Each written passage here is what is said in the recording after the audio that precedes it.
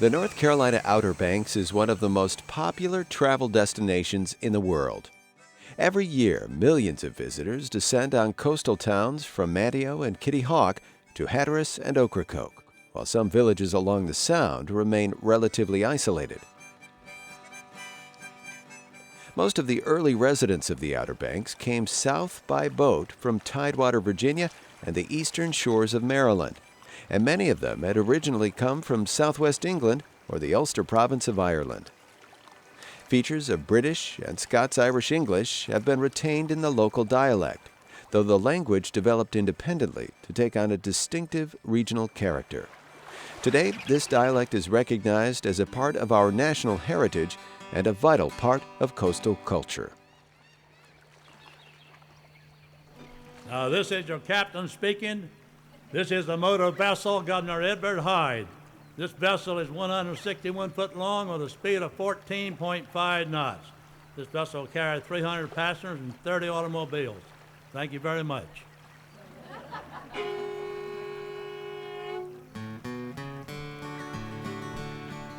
On the way to Swan Quarter, on the Governor Edward Hyde, I'm headed for jury duty, enjoying a wonderful ride. My hometown behind me, I won't be gone very long. Take me back to Ocracoke, that's where I belong. Come on, let's get going. Hoy-toy on the sand soil. Last night at the waterfall, night moonshine, no fish. Where's the matter, Uncle Wood? Get her going. Hoy-toy, what is it? It's hoy-toy. It's high tide. It's when the tide comes up high, you know. If you're born and raised around it, everybody's, it's normal to you. It's just like anything, you know. If you're born Japanese, you talk Japanese, you know what I mean? I was working at the community store and I had one woman chase me around the store.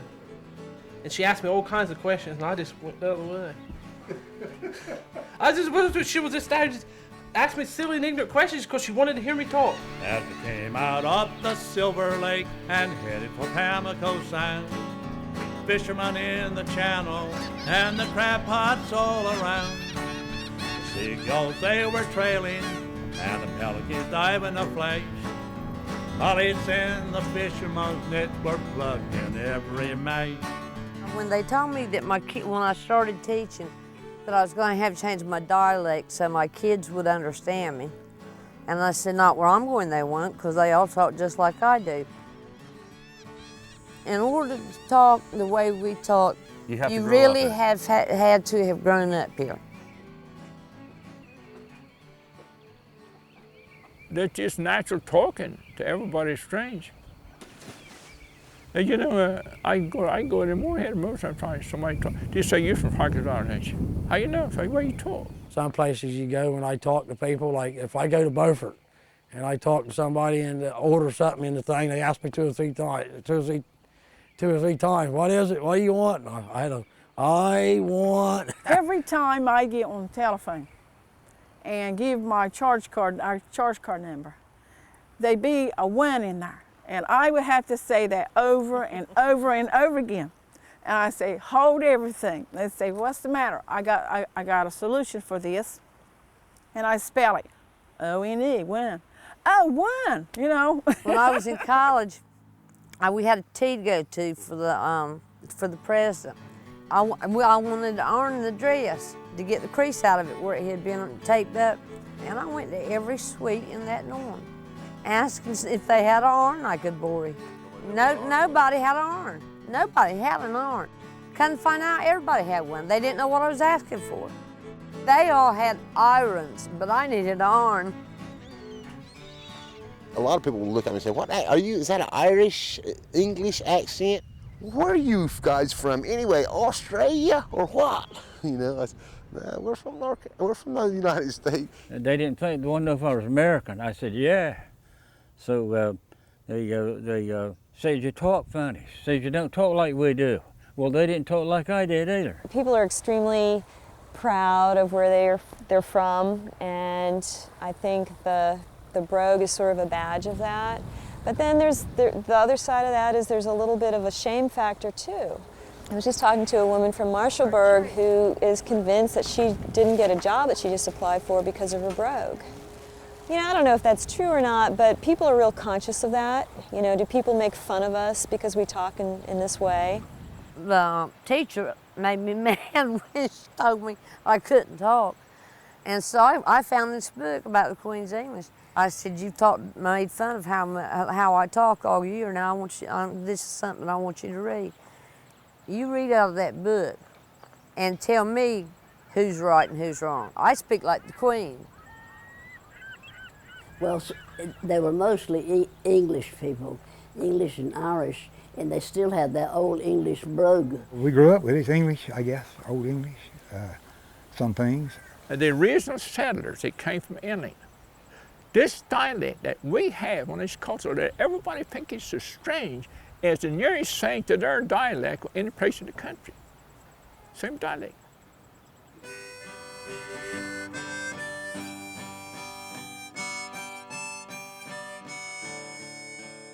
The dialects of North Carolina still reflect what we refer to as the founder effect. That is, the effects of original settlement groups. At the same time, they've developed on their own. We can't simply say they're older English or they're innovative English. It's the combination of things that really makes them unique.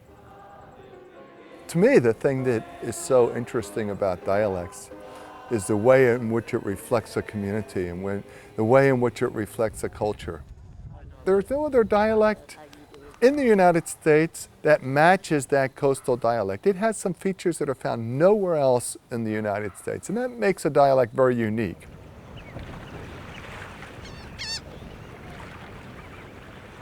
The roads and bridges came through here about 75 years ago, which is really not that long ago for an old-timer. And before that, all contact was made by boat. They were islands unto themselves.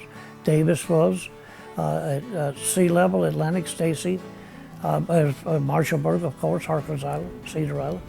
You didn't see every day even somebody from Atlantic on Cedar Island. So the people were unto themselves, and the words just evolved, and there was no reason to change them because they understood what everybody else was saying. Captains and their crews, they are very fine men. Never gotten on board the Hyde if they hadn't have been. They always ask the ferry guys on the Hatteras Ferry whether we take American money over here. I don't know where they think they're going, but they always want to know whether they take American money. I think they think we're in the outback or something, in a lawless land or something. No. Most of the time when the fishermen come, they bring a $5 bill and a pair of drawers, and they don't change either one. All week. It's the truth.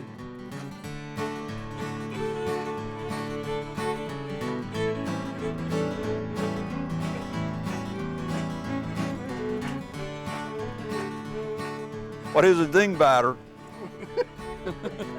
You're really not a bad person, it's just an outsider that comes in and ask you where the lighthouse is, or when he's standing right in front of it, or point out over the Pamlico sign and say, "Is this the Atlantic Ocean?"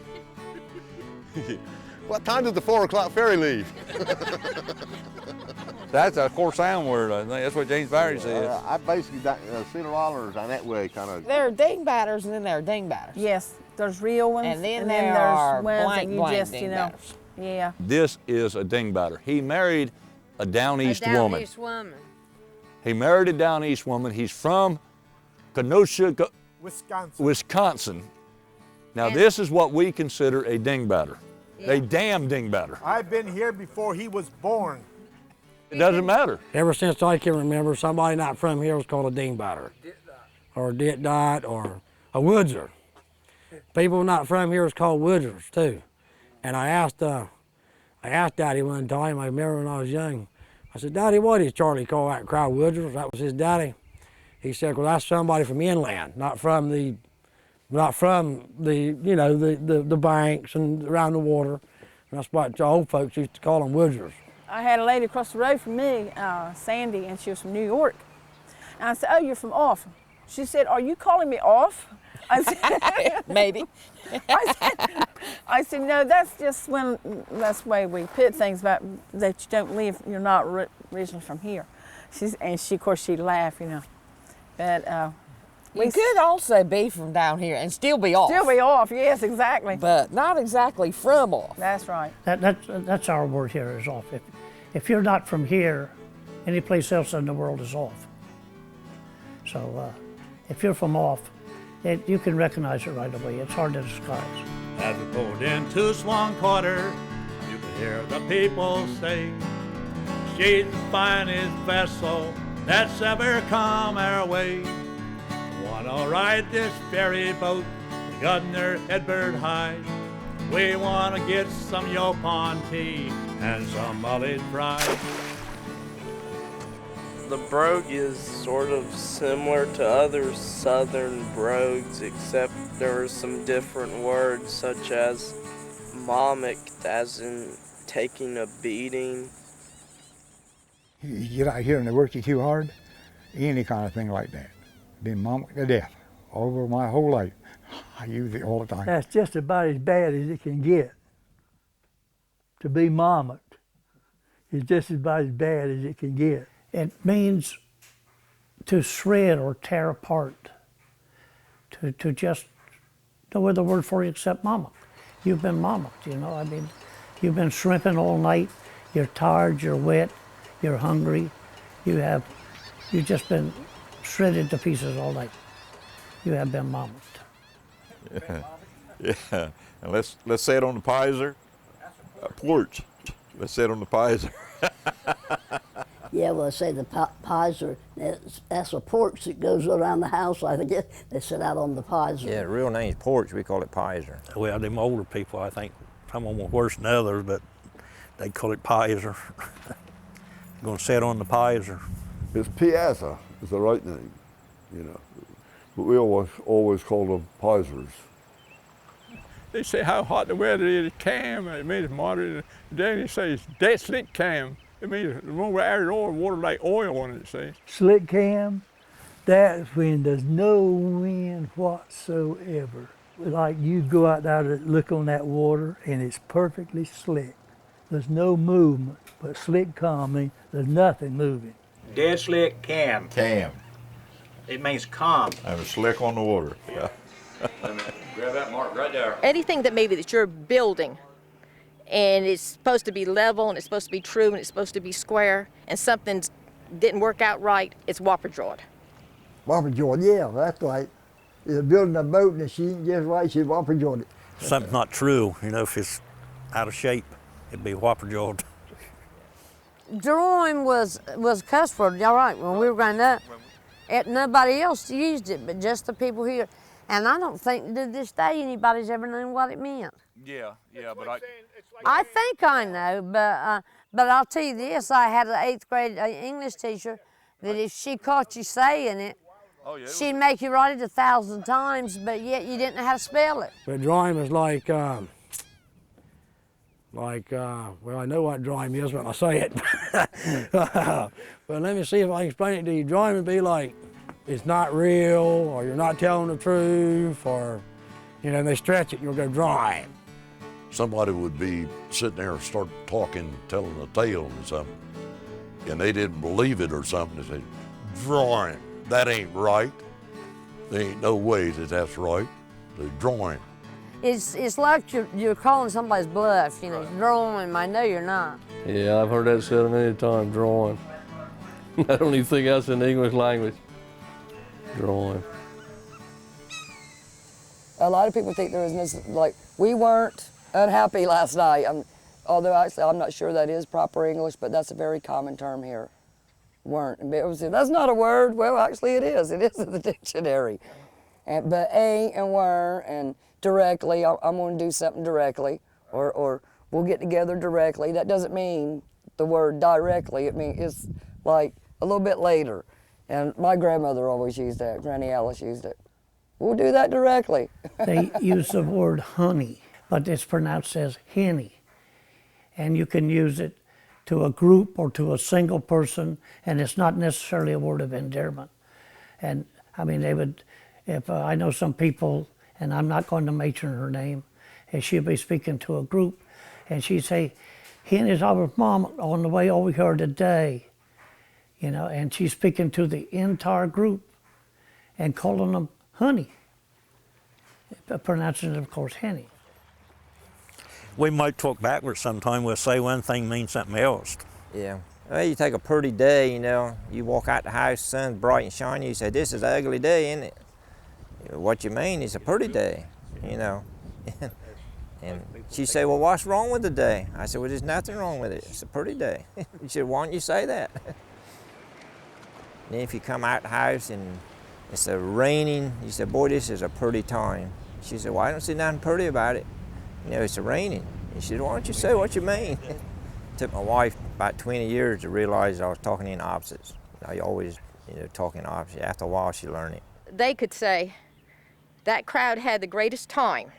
Well, that means that could have meant that it could have been anywhere from 2 people to 20 people. The term crowd is used very loosely. And if they had, in the greatest time, it could be not necessarily positive.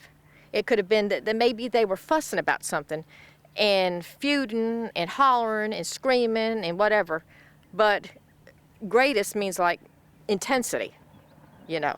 And time could be just an occurrence. So that crowd had the greatest time. They could have been out there just fussing and fuming, or maybe out there fighting over some fish nets or something, you know. But I say people in their maybe mid-40s on up, you'll hear a greater amount of these expressions, and especially the older folks. Wanna get our toes in that old beach sand, and then we'll be so happy in that island land. Wanna go over to the beach. Wanna hunt for treasure that belonged to Edward Teach. Edward Teach the pirate, they called him Old Blackbeard. Edward Hyde the governor, there was no one that he feared. Well, this is part down east, but mostly we call down east is down towards Atlantic, sea level in Atlantic. And they got a different talk from us, a whole lot different talk from us. I can tell them. If them by from Atlantic, I know it's from Atlantic right then. I've seen the time not too long ago. I could hear somebody talk, and I could tell you what community you're from. Every community had a different brogue, or they had a different way of talking. People that live here can tell the difference between somebody that lives in Betty versus somebody that lives on Harker's Island versus somebody that lives in Marshallburg, Atlantic, you know, Cedar Island. There's little tiny distinctions that I don't always hear. I can usually pick up a Harker's Islander, okay? But sometimes people are just, you know, it's amazing, just the subtleties. They can recognize, oh, well, you know, so-and-so. Obviously, that person's from Otway. Well, I don't have quite that fine-tuned of an ear to pick up on that stuff. To you, most of us are going to sound the same. But if you've been down here and you've been to each one of these communities, you pick up on it, and each little community talks just a little bit different from the community before. Yeah, to us it's a big difference. Yeah, but you would think we all talk the same.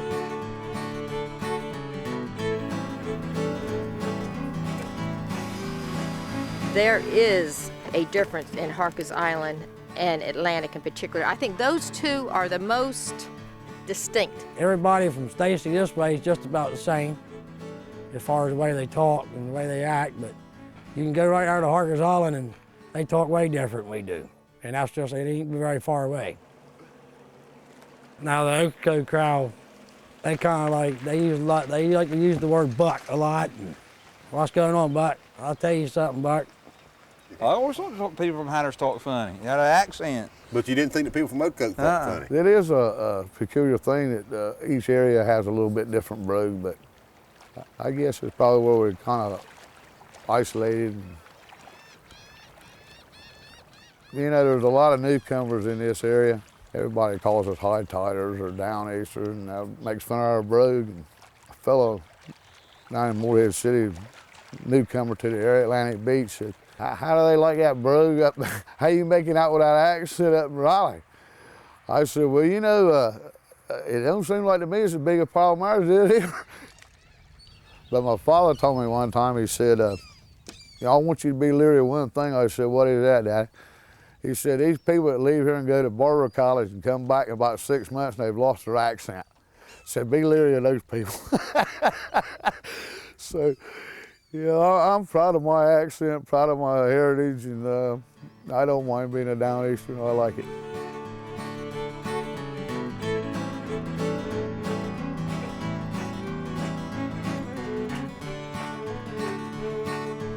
On my way from Swan Quarter, on the Governor Edward High, I've been to jury duty, enjoying a wonderful ride. My hometown is coming up, won't be very long.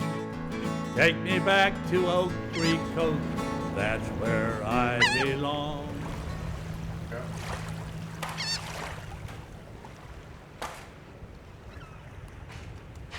The ones who elect to stay home and don't get in a workplace where they're exposed to other speech patterns, or the men who work in the water or at a local boathouse where they're not exposed to other people's speech patterns, have a tendency to retain it. Now, somebody like me, I think people that don't talk very much retain it a whole lot better, I'm sure. But that's why I feel like the influx hadn't worked it out of me yet. I still got a brogue. As long as we're here, it will be kept. But now, if It's gonna fall by the wayside. If all these dingbatters come in and buy all the land that we have to move, then you're going to be in an entirely different town.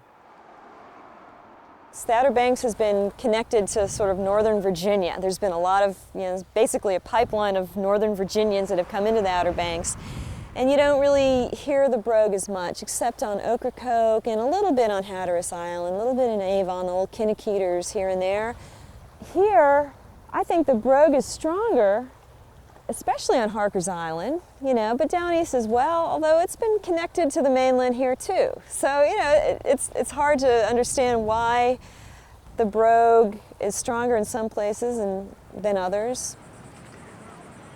Well, one of the things that helps preserve dialects in the face of, say, tourists and outsiders who are coming to the area is simply a sense of identity. In other words, this is our community. This is how we have been, this is how we have behaved, this is how we have spoken.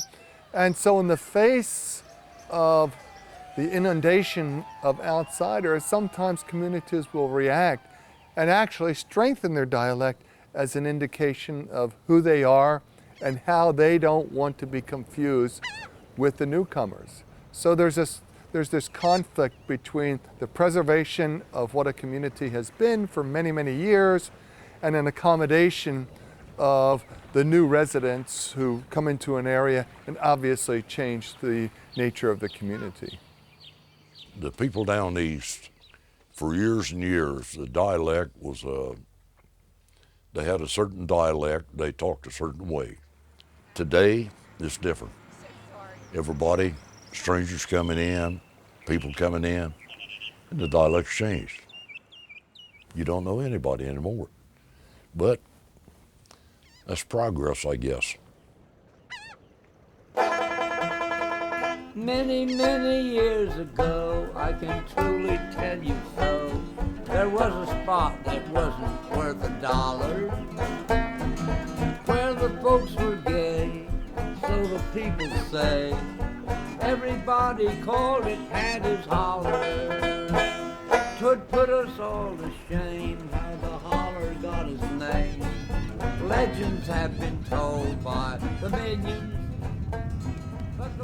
It's part of the way we've always been, and I just hate to see the old language and the old ways of speaking and communicating to sort of smooth out and get a straight line effect. Everybody speaks the same way. I don't care about changing. I don't think you could teach me over again. I wouldn't be able to understand it otherwise. I don't think there'll ever be a time which there won't be some of it here. So you got a job to get it out of something other that's sunk in so deep. I can't help that, but that's the way it is. I'm proud of it today. I wouldn't take nothing in the world for it.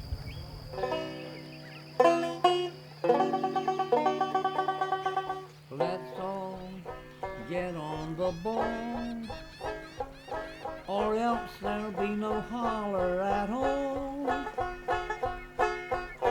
I remember well when I was a boy, we all went up the holler just to spread cheer and joy. You could hear the fiddles playing any hour of the day, hear the banjos ringing as in Stephen Foster's day. So let's all swing with that jive, and let's keep the holler alive. Let's keep the holler alive. You move up the holler if you want. Now this is your captain speaking. I hope you all had a very pleasant voice. Thank you very much.